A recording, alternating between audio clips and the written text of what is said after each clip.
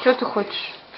Хочу, чтобы у меня резинку завязали, а все волосы по полу остались, чтобы было красиво. Попрыгушка-стрекоза. А ты расскажи стишок. Тогда завяжу.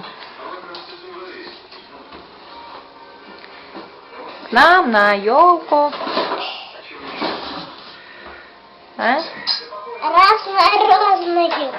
К нам на елку, ой-ой-ой, Дед Мороз пришел живой. Забыла, что ли? Да нет, я хочу вот это, какую хочу.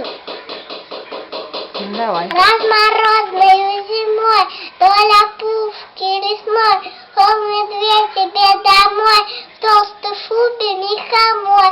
Шел своей дороги, по проселочной дороге, и шагая через мост, наступили все на хвост. Подняла лисица крик, шумел темный лес, а медведь испуган миг на сосну большую влез.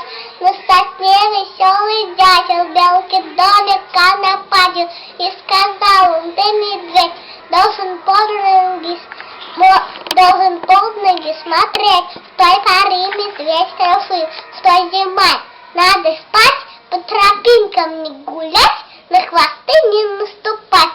А теперь он безмятежно спит в своей берлоге, смело и доволен беспроста, что родился без хвоста.